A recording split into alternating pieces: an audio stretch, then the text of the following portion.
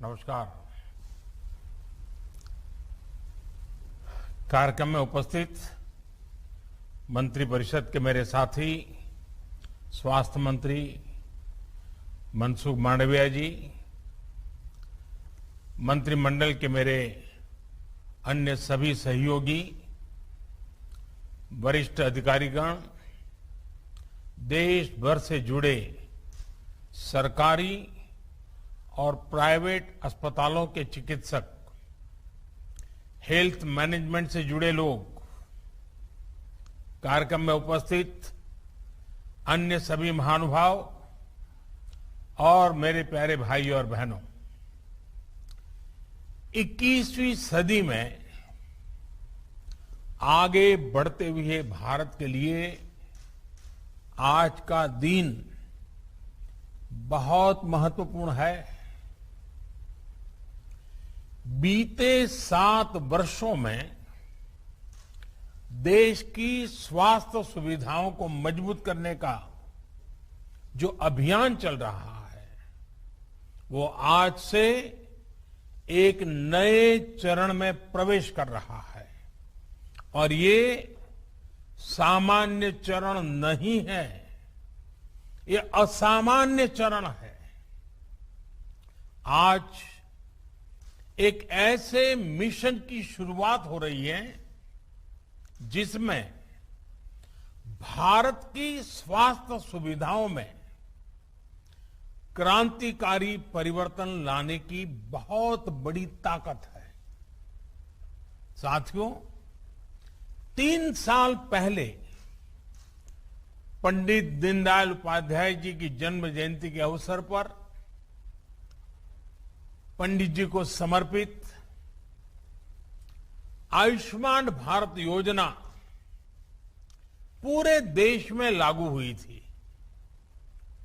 मुझे खुशी है कि आज से आयुष्मान भारत डिजिटल मिशन भी पूरे देश में शुरू किया जा रहा है। ये मिशन देश के गरीब और मध्यम वर्ग के इलाज में होने वाली जो दिक्कतें हैं, उन दिक्कतों को दूर करने में बहुत बड़ी भूमिका निभाएगा। टेक्नोलॉजी के माध्यम से मरीजों को पूरे देश के हजारों अस्पतालों से कनेक्ट करने का जो काम आयुष्मान भारत ने किया है, आज उसे भी विस्तार मिल रहा है, एक मजबूत टेक्नोलॉजी प्लेटफॉर्म मिल रहा है। साथियों, आज भारत में जिस तरह टेक्नोलॉजी को गुड गवर्नेंस के लिए, गवर्नेंस सुधारने का एक आधार बनाया जा रहा है, वो अपने आप में जन सामान्य को एम्पावर कर रहा है। ये अभूतपूर्व है। डिजिटल इंडिया अभियान ने भारत के सामान्य मानवी को डिजिटल टेक्नोलॉजी से कनेक्ट करके देश की ताकत अनेक गुना बढ़ा दी है। अब हम भलीभांति जानते हैं, हमारा देश गर्व के साथ कह सकता है 130 करोड़ आधार नंबर, 118 करोड़ मोबाइल सब्सक्राइबर्स, लगभग 80 करोड़ इंटरनेट यूजर, करीब 43 करोड़ 43 करोड़ जनधन बैंक खाते, इतना बड़ा कनेक्टेड इंफ्रास्ट्रक्चर दुनिया में कहीं नहीं है। ये डिजिटल इंफ्रास्ट्रक्चर राशन से लेकर प्रशासन तक हर एक को तेज और पारदर्शी तरीके से सामान्य भारतीय तक पहुंचा रहा है। यूपीआई के माध्यम से कभी भी कहीं भी डिजिटल लेन देन में आज भारत दुनिया में अपनी पहचान बना रहा है। अभी देश में जो ई रूपी वाउचर शुरू किया गया है, वो भी एक शानदार पहल है। साथियों, भारत के डिजिटल समाधानों ने कोरोना से लड़ाई में भी हर भारतीय को बहुत मदद की है, एक नई ताकत दी है। अब जैसे आरोग्य सेतु ऐप से कोरोना संक्रमण के फैलते हुए रोकने में एक सजगता लाना, जागृति लाना, पूरी परिस्थितियों को पहचानना, अपने आसपास के परिसर को जानना, इसमें आरोग्य सेतु ऐप ने बहुत बड़ी मदद की है।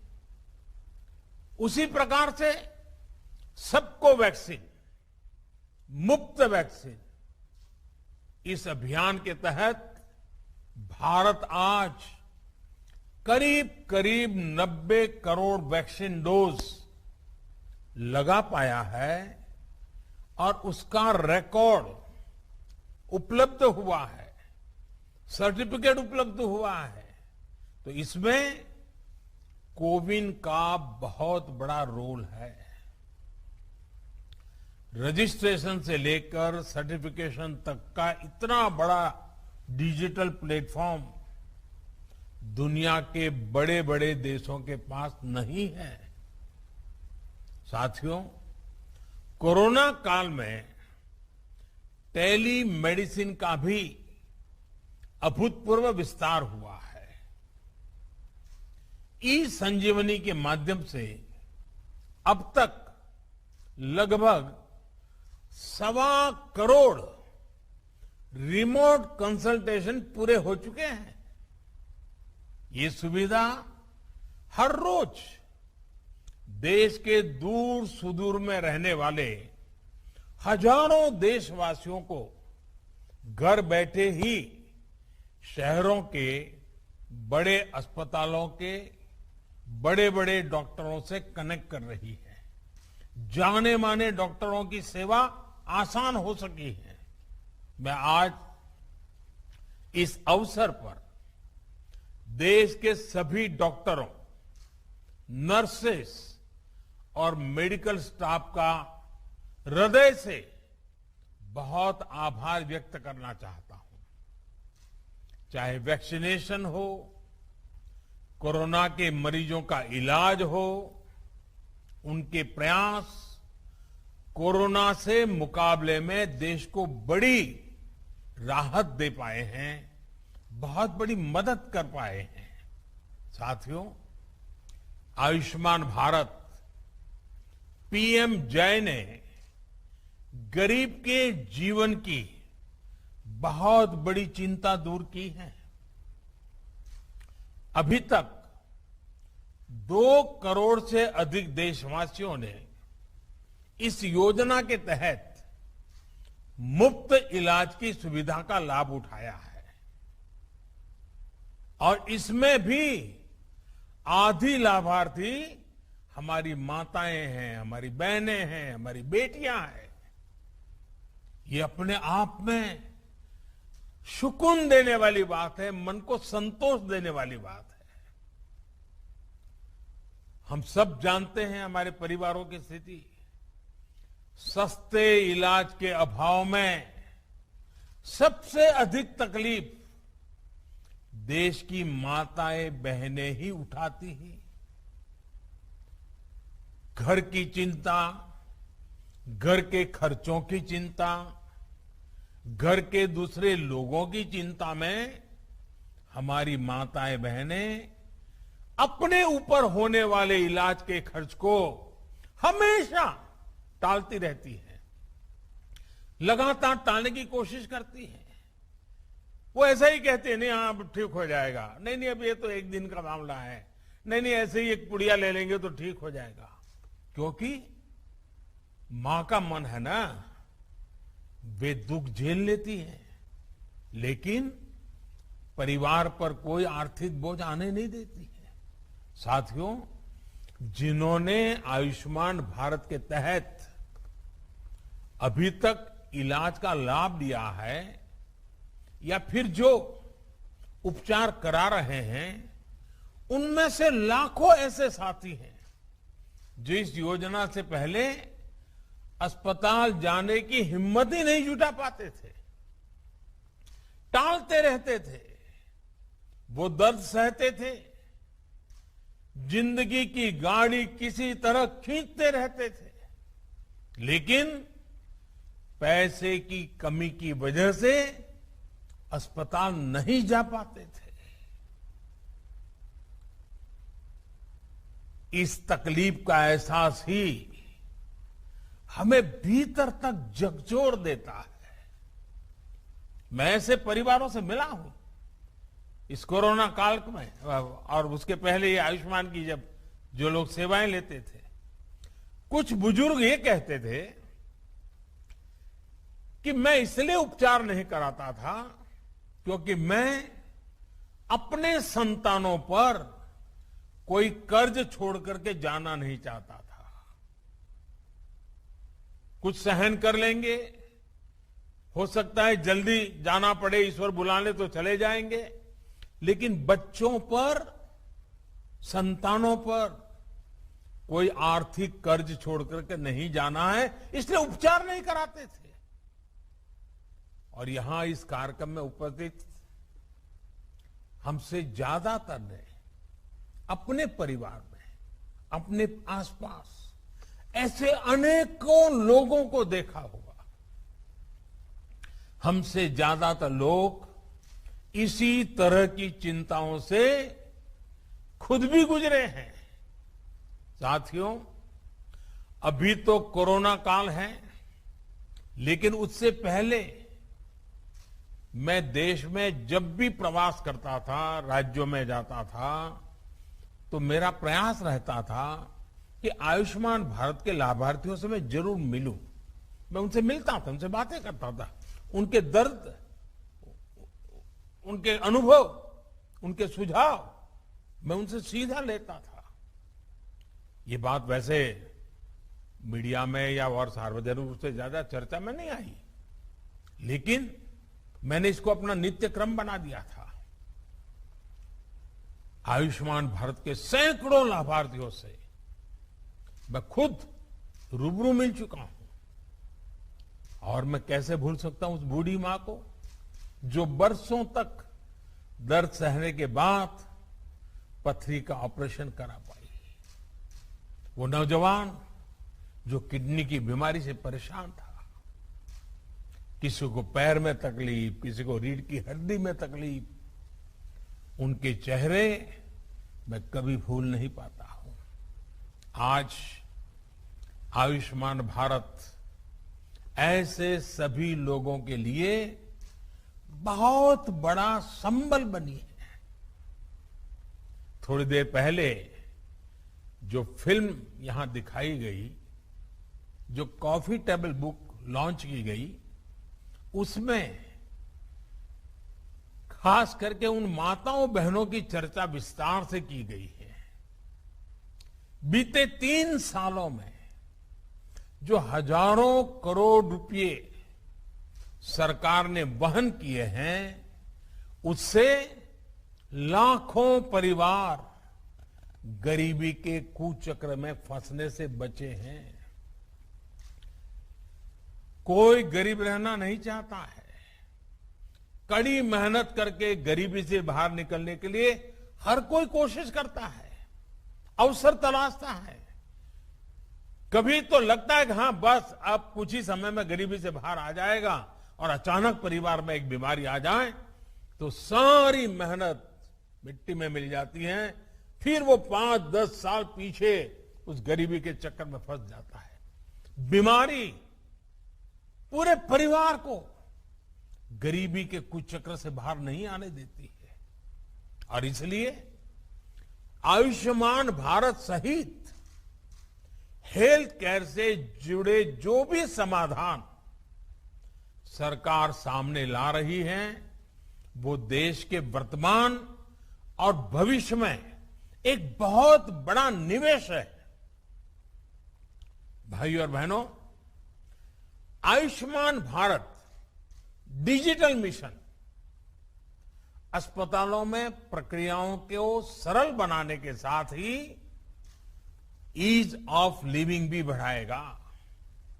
वर्तमान में अस्पतालों में टेक्नोलॉजी का जो इस्तेमाल होता है, वो फिलहाल सिर्फ एक ही अस्पताल तक या एक ही ग्रुप तक सीमित रहता है। नए अस्पताल या नए शहर में जब मरीज जाता है तो उसको फिर से उसी प्रक्रिया से गुजरना पड़ता है। डिजिटल हेल्थ रिकॉर्ड्स के अभाव में उसको सालों साल से चली आ रही फाइलें लेकर चलना पड़ता है। इमरजेंसी की स्थिति में तो ये भी संभव नहीं होता है। इससे मरीज और डॉक्टर दोनों का बहुत सा समय भी बर्बाद होता है, परेशानी भी ज्यादा होती है और इलाज का खर्च भी बहुत अधिक बढ़ जाता है।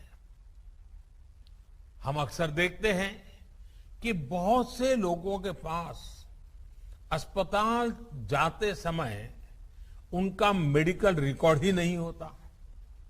ऐसे में जो डॉक्टरी जो परामर्श होता है, जांच होती है, वो उसको बिल्कुल जीरो से शुरू करनी पड़ती है, नए सिरे से शुरू करनी पड़ती है। मेडिकल हिस्ट्री का रिकॉर्ड न होने से समय भी ज्यादा लगता है, खर्च भी बढ़ता है और कभी कभी तो उपचार कॉन्ट्राडिक्टरी भी हो जाता है। और हमारे गांव देहात में रहने वाले भाई बहन तो इस वजह से बहुत परेशानी उठाते हैं। इतना ही नहीं, डॉक्टरों की कभी अखबार में एडवर्टाइजमेंट तो होती नहीं है।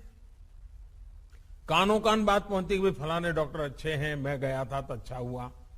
अब इसके कारण डॉक्टरों की जानकारी हर किसी के पास पहुंचेगी भी, हाँ कौन ऐसे बड़े बड़े डॉक्टर हैं, कौन इस विषय के जानकार है, किसके पास पहुंचना चाहिए, नजदीक में कौन है, जल्दी कहां पहुंच सकते हैं, सारी सुविधाएं। और आप जानते हैं, और मैं और एक बात कहना चाहूंगा, इन सभी नागरिकों को इस तरह की परेशानी से मुक्ति दिलाने में आयुष्मान भारत डिजिटल मिशन बड़ी भूमिका निभाएगा। साथियों, आयुष्मान भारत डिजिटल मिशन अब पूरे देश के अस्पतालों के डिजिटल हेल्थ सॉल्यूशंस को एक दूसरे से कनेक्ट करेगा। इसके तहत देशवासियों को अब एक डिजिटल हेल्थ आईडी मिलेगी। हर नागरिक का हेल्थ रिकॉर्ड डिजिटली सुरक्षित रहेगा। डिजिटल हेल्थ आईडी के माध्यम से मरीज खुद भी और डॉक्टर भी पुराने रिकॉर्ड को जरूरत पड़ने पर चेक कर सकता है। यही नहीं, इसमें डॉक्टर, नर्स, पैरामेडिक्स जैसे साथियों का भी रजिस्ट्रेशन होगा। देश के जो अस्पताल है, क्लिनिक है, लैब्स हैं, दवा की दुकानें हैं, ये सभी भी रजिस्टर होगी। यानी ये डिजिटल मिशन हेल्थ से जुड़े हर स्टेक होल्डर को एक साथ एक ही प्लेटफॉर्म पर लाएगा। साथियों, इस मिशन का सबसे बड़ा लाभ देश के गरीबों और मध्यम वर्ग को होगा। एक सुविधा तो यह होगी कि मरीज को देश में कहीं पर भी ऐसा डॉक्टर ढूंढने में आसानी होगी जो उसकी भाषा भी जानता है, समझता है और उसकी बीमारी के उत्तम से उत्तम उपचार का वो अनुभवी है। इससे मरीजों को देश के किसी कोने में भी उपस्थित स्पेशलिस्ट डॉक्टर से संपर्क करने की सहूलियत बढ़ेगी। सिर्फ डॉक्टर ही नहीं बल्कि बेहतर टेस्ट के लिए लैब्स और दवा दुकानों की भी पहचान आसानी से संभव हो पाएगी। साथियों, इस आधुनिक प्लेटफॉर्म से इलाज और हेल्थ केयर पॉलिसी मेकिंग में से जुड़ा पूरा इकोसिस्टम और अधिक प्रभावी होने वाला है। डॉक्टर और अस्पताल इस प्लेटफॉर्म का उपयोग अपनी सर्विस को रिमोट हेल्थ सर्विस प्रोवाइड करने में कर पाएंगे। प्रभावी और विश्वस्त डेटा के साथ इससे इलाज भी बेहतर होगा और मरीजों को बचत भी होगी। भाइयों और बहनों, देश में स्वास्थ्य सेवाओं को सहज और सुलभ बनाने का जो अभियान आज पूरे देश में शुरू हुआ है, ये 6-7 साल से चल रही सतत प्रक्रिया का एक हिस्सा है। बीते वर्षों में भारत ने देश में आरोग्य से जुड़ी दशकों की सोच और अप्रोच में बदलाव किया है। अब भारत में एक ऐसे हेल्थ मॉडल पर काम जारी है जो होलिस्टिक हो, समावेशी हो। एक ऐसा मॉडल जिसमें बीमारियों से बचाव पर बल हो, यानी प्रिवेंटिव हेल्थ केयर, बीमारी की स्थिति में इलाज सुलभ हो, सस्ता हो और सबकी पहुंच में हो। योग और आयुर्वेद जैसी आयुष की हमारी पारंपरिक चिकित्सा पद्धति पर बल हो। ऐसे सभी प्रोग्राम गरीब और मध्यम वर्ग को बीमारी के कुचक्र से बचाने के लिए शुरू किए गए। देश में हेल्थ इंफ्रा के विकास और बेहतर इलाज की सुविधाएं देश के कोने कोने तक पहुंचाने के लिए नई स्वास्थ्य नीति, हेल्थ पॉलिसी, स्वास्थ्य नीति बनाई गई। आज देश में एम्स जैसे बहुत बड़े और आधुनिक स्वास्थ्य संस्थानों का नेटवर्क भी तैयार किया जा रहा है। हर 3 लोकसभा क्षेत्र के बीच एक मेडिकल कॉलेज का निर्माण भी प्रगति पर है। साथियों, भारत में स्वास्थ्य सुविधाओं को बेहतर बनाने के लिए बहुत जरूरी है कि गांवों में जो चिकित्सा सुविधाएं मिलती हैं उनमें सुधार हो। आज देश में गांव और घर के निकट ही प्राइमरी हेल्थ केयर से जुड़े नेटवर्क को हेल्थ एंड वेलनेस सेंटर में उससे सशक्त किया जा रहा है। अभी तक ऐसे लगभग 80,000 सेंटर्स चालू हो चुके हैं। ये सेंटर्स रूटीन चेकअप और टीकाकरण से लेकर गंभीर बीमारियों की शुरुआती जांच और अनेक प्रकार के टेस्ट की सुविधाओं से लैस हैं। कोशिश ये है कि इन सेंटर्स के माध्यम से जागरूकता बढ़े और समय रहते गंभीर बीमारियों का पता चल सके। साथियों, कोरोना वैश्विक महामारी के इस दौर में मेडिकल इंफ्रास्ट्रक्चर के निर्माण को निरंतर गति दी जा रही है। देश के जिला अस्पतालों में क्रिटिकल केयर ब्लॉक्स का इंफ्रास्ट्रक्चर तैयार किया जा रहा है। बच्चों के इलाज के लिए जिला और ब्लॉक के अस्पतालों में विशेष सुविधाएं बन रही है। जिला स्तर के अस्पतालों में अपने ऑक्सीजन प्लांट्स भी स्थापित किए जा रहे हैं। साथियों, भारत के हेल्थ सेक्टर को ट्रांसफॉर्म करने के लिए मेडिकल एजुकेशन में भी अभूतपूर्व रिफॉर्म्स हो रहे हैं। 7-8 साल में पहले की तुलना में आज अधिक डॉक्टर्स और पैरामेडिकल मैन पावर देश में तैयार हो रही है। सिर्फ मैन पावर ही नहीं, बल्कि हेल्थ से जुड़ी आधुनिक टेक्नोलॉजी, बायोटेक्नोलॉजी से जुड़ी रिसर्च, दवाओं और उपकरणों में आत्मनिर्भरता को लेकर भी देश में मिशन मोड पर काम चल रहा है। कोरोना की वैक्सीन के डेवलपमेंट और मैन्युफैक्चरिंग में भारत ने जिस तरह अपना सामर्थ्य दिखाया है, वो हमें गर्व से भर देता है। स्वास्थ्य उपकरणों और दवाओं के कच्चे माल के लिए पीएलआई स्कीम से भी इस क्षेत्र में आत्मनिर्भर भारत अभियान को बहुत ताकत मिल रही है। साथियों, बेहतर मेडिकल सिस्टम के साथ ही ये भी जरूरी है कि गरीब और मध्यम वर्ग का दवाओं पर कम से कम खर्च हो। इसलिए केंद्र सरकार ने जरूरी दवाओं, सर्जरी के सामान, डायलिसिस जैसी अनेक सेवाओं और सामान को सस्ता रखा है। भारत में ही बनने वाली दुनिया की श्रेष्ठ जेनरिक दवाओं को इलाज में ज्यादा से ज्यादा उपयोग में लाने के लिए प्रोत्साहन दिया गया है। 8,000 से ज्यादा जन औषधि केंद्रों ने तो गरीब और मध्यम वर्ग को बहुत बड़ी राहत दी है।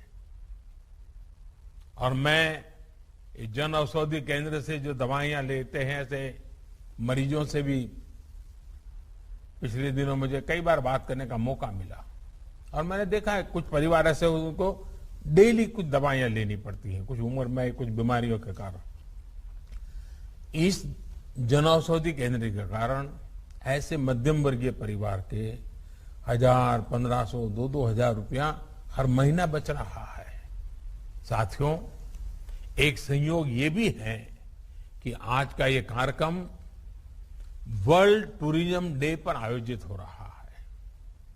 कुछ लोग सोच सकते हैं कि हेल्थ केयर के प्रोग्राम का टूरिज्म से क्या लेना देना, लेकिन हेल्थ का टूरिज्म के साथ एक बड़ा मजबूत रिश्ता है, क्योंकि जब हमारा हेल्थ इंफ्रास्ट्रक्चर इंटीग्रेटेड होता है, मजबूत होता है, तो उसका एक सकारात्मक प्रभाव टूरिज्म सेक्टर पर भी पड़ता है।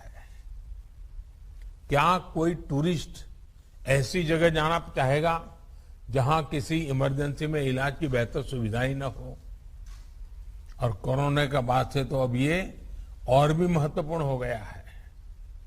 जहां वैक्सीनेशन जितना ज्यादा होगा, टूरिस्ट वहां जाने में उतना ही सेफ महसूस करेंगे। और आपने देखा होगा, हिमाचल हो, उत्तराखंड हो, सिक्किम हो, गोवा हो, ये जो हमारे टूरिस्ट डेस्टिनेशन वाले राज्य हैं, वहां बहुत तेजी से, अंडमान निकोबार हो, बहुत तेजी से वैक्सीनेशन को बल दिया गया है, क्योंकि टूरिस्टों के लिए मन में एक विश्वास पैदा हो। आने वाले वर्षों में ये बात निश्चित है कि सारे फैक्टर और भी मजबूत होंगे। जिन जिन जगहों पर हेल्थ इंफ्रा बेहतर होगा, वहां टूरिज्म की संभावनाएं और ज्यादा बेहतर होगी। यानी हॉस्पिटल और हॉस्पिटैलिटी और एक दूसरे के साथ मिलकर चलेंगे। साथियों, आज दुनिया का भरोसा भारत के डॉक्टर्स और हेल्थ सिस्टम पर लगातार बढ़ रहा है।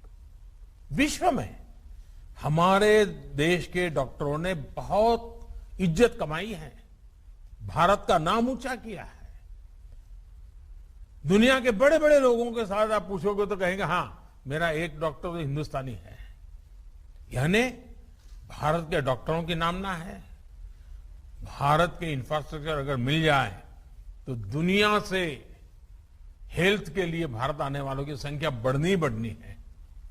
इंफ्रास्ट्रक्चर की कई मर्यादाओं के बीच भी लोग भारत में ट्रीटमेंट कराने के लिए आते हैं और उसकी कई कभी तो बड़ी इमोशनल कथाएं हमें सुनने को मिलती। छोटे छोटे बच्चे हमारे अड़ोस पड़ोस के देशों से भी जब यहां आते हैं, स्वस्थ होकर के जाते हैं, पूरा परिवार खुश, उस देश में भी खुशियां फैल जाती है। साथियों, हमारे vaccination programme, CoWIN technology platform और फार्मा सेक्टर ने हेल्थ सेक्टर में भारत की प्रतिष्ठा को और बढ़ाया है। जब आयुष्मान भारत डिजिटल मिशन द्वारा टेक्नोलॉजी की नई व्यवस्थाएं विकसित होगी तो दुनिया के किसी भी देश के मरीज को भारत के डॉक्टरों से कंसल्ट करने, इलाज करने, अपनी रिपोर्ट उन्हें भेजकर परामर्श लेने में बहुत आसानी हो जाएगी। निश्चित तौर पर इसका प्रभाव हेल्थ टूरिज्म पर भी पड़ेगा।